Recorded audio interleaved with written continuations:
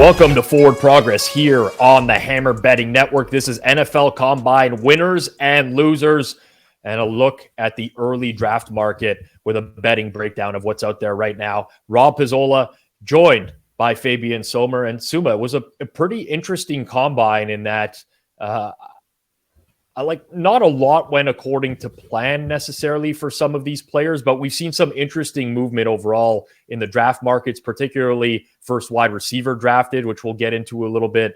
Also, like Bryce Young, now all of a sudden weighs in at over 200 pounds, and like that's okay, right?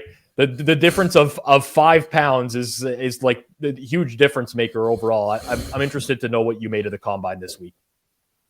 Yeah, pretty interesting. I mean, everyone and their mother-in-law knew that Bryce Young would weigh like at least 198 or 200. Like there was zero chance that he would not do any workouts and not measure at least close to 200. So no surprise there. I think his playing weight is somewhere around 190. At least that's what guys like Dan Brugler have mentioned. So I think at his pro day, I think it's next week or something, he will probably weigh in the 950 range, and he will probably be like 190, low 190s when he's actually playing on the football field. The Combine Discord always makes me laugh because it's like, oh, if he weighs at less than 200 pounds, big bust potential. It's like, well, okay, weighed in at 204. Like that's not bust potential. I don't get it a whole lot. But yeah, that was pretty interesting. We're seeing the quarterback market for the draft right now. Bryce Young is an overwhelming favorite to go first overall. Obviously, CJ Stroud is as well. Who's really been vaulting up the charts is Anthony Richardson.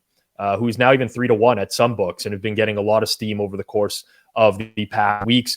If we look at the latest mock drafts that are out there right now as well, and we start to take a look at, basically 1, 2, 3, some people will notice, the Colts don't have the first overall pick. It's the Bears.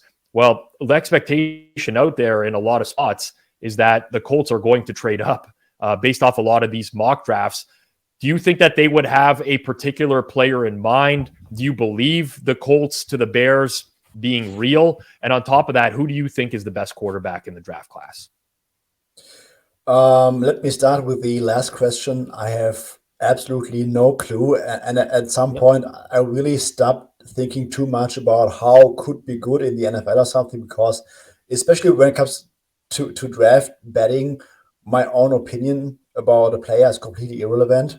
We only care about the information out there and who is going to get drafted at which spot. I think right now, and I think that's the consensus opinion, is that we will likely see 3 quarterbacks going in the top 3, and the most likely scenario is probably Colts, Panthers, Texans in some order.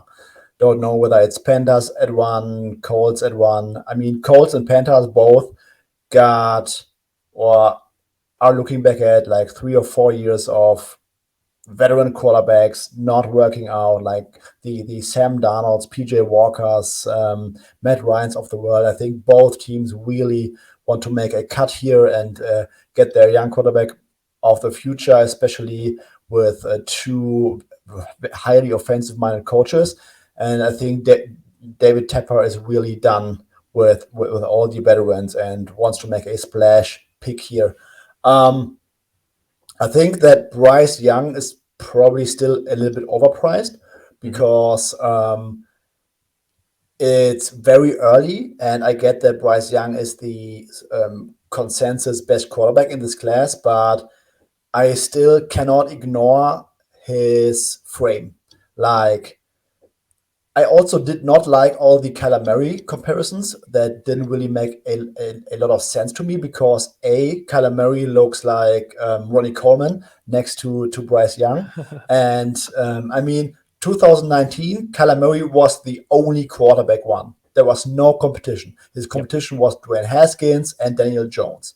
And the team that was drafting him already had the number 1 overall and didn't need to let's say, send 1 or 2 extra first round picks just to trade up and to get him. And it was also a coach that he was very close with. So I don't really like the comparison. And also Kyler Murray at his combine was at his play level weight of like 206 or something, 207.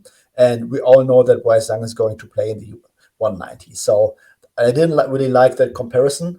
I think right now, I think that one or a few teams will be very intrigued with Anthony Richardson and cover all his trades and looking to find the next Patrick Mahomes, because I think from a variance perspective, like going for quarterbacks is pretty much boom or bust, because either you really get that special guy or you will get a bust or be in quarterback purgatory. So I think that the mindset within the NFL, at least for a few teams, might be shifting in the sense that, hey, let's just try to go with Anthony Richardson. Either it works out very well or we are going to draft another one in 2 years.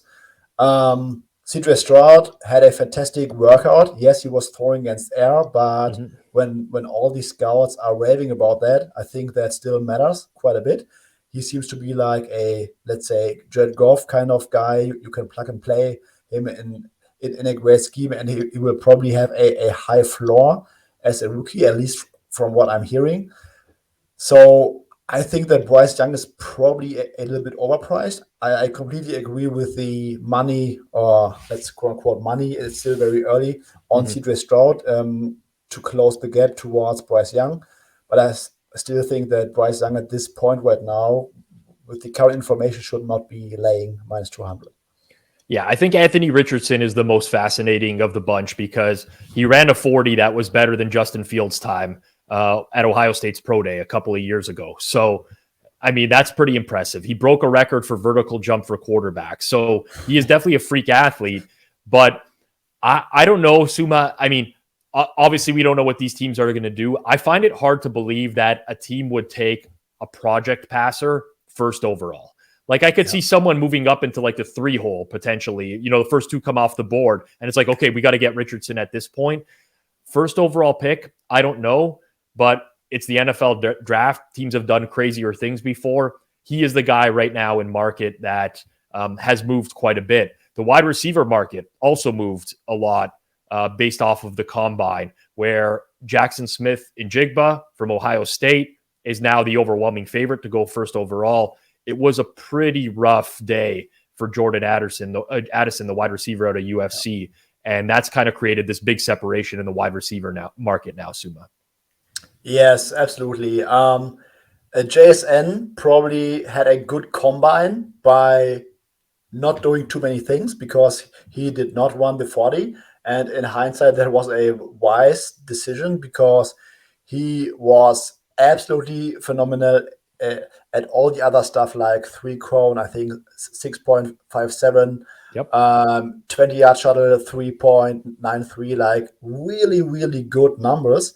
And he might just be that, let's call it Keenan Allen type of guy. Keenan Allen is also not very fast, but a fantastic route runner, can catch the ball. I think this is probably be the best comparison right now, at least from what I'm hearing. And he really skyrocketed. And I think John Addison had a bad combine. And I also think that Jalen Hyatt did not run speedy enough for my taste. Wide receiver market is actually the only bet that I've made so far. I got in on Zay Flowers, I think 1 or 2 weeks ago at a great price. He's now plus 600 at DraftKings. I still like that number because I think right now it's a 3-head race between JSN, Quentin Johnson, and Zay Flowers. And a guy like Dan Brugler thinks that Quentin Johnson might fall out of the first round.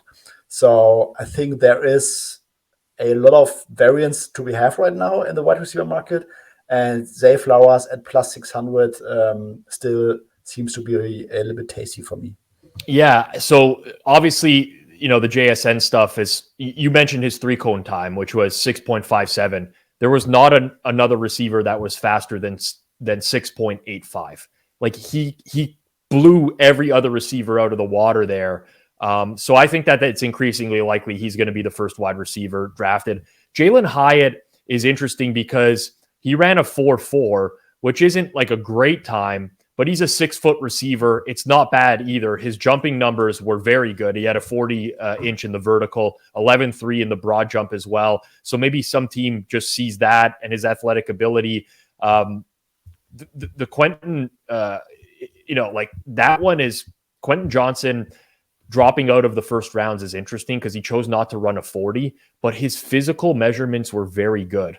So I don't know if I necessarily buy that. I think that there's a very wide range on what Quentin Johnson can end up being here. In terms of like, we still have a lot of time to the draft. We don't have sports books that are going to have opened up head-to-head markets. Will they get drafted in the first round? That kind of stuff is not available yet. One guy I noticed was the wide receiver out of Princeton, Andre Yoshivas. And everybody's like, well, Princeton, he didn't face any competition in college. Looking at his numbers, he ran a 4.4. He's a 6-foot receiver as well. So not a bad time. 39 inches in the vertical, 10.8 broad jump. His 3-cone time was 6.85, second in the field after Jackson Smith in Jigba.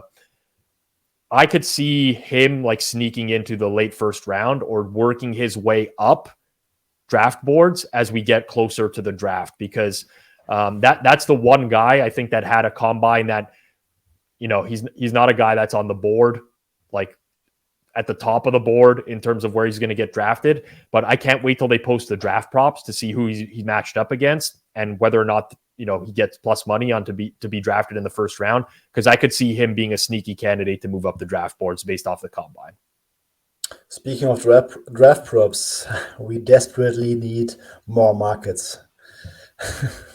We're still early. This is not the COVID year anymore, right? That was in and of itself was a great year because there's nothing else to look forward to. There's no other sports going on, so those draft markets were nuts. But I think it'll probably be, a few more weeks at the very least before we start to see these open up a lot more. But ultimately, I think the biggest takeaways from the combine are Richardson is very live now. I still don't see him being taken first overall, but he is very live based off of that combine. Honestly, does it not give you a little bit of Malik Willis vibes from last year? Yeah, I think right around this time last year, Malik Willis was still being mocked in the top 10. Yep. He was being mocked like first overall on some mocks as well at this time. Crazy stuff will happen from now until late April. But this is kind of the point, right? I actually think that hurts Richardson, having Malik Willis in the combine last year just look like, an amazing quarterback. And then he drops to the 4th round and we see him in the pros this year. And not only does he look like a project, like he looks worse than a project, basically, at this point, in terms of doesn't have that caliber. So I don't know. I think this will be a fascinating market to see shake out. But like you said earlier, news will drive this pretty heavily. We have the combine results now. We'll have more news results as time goes forward. And for sure, we will share those here on Forward Progress. If you're not subscribed to the channel, make sure you do so. You'll get notifications whenever we release a new video leading up to the NFL draft. If you do like the content we produce here on Forward Progress, part of the Hammer Betting Network, make sure you smash that like button as well. For Rob Pizzola and Fabian Sommer, we'll catch you next time here on Forward Progress.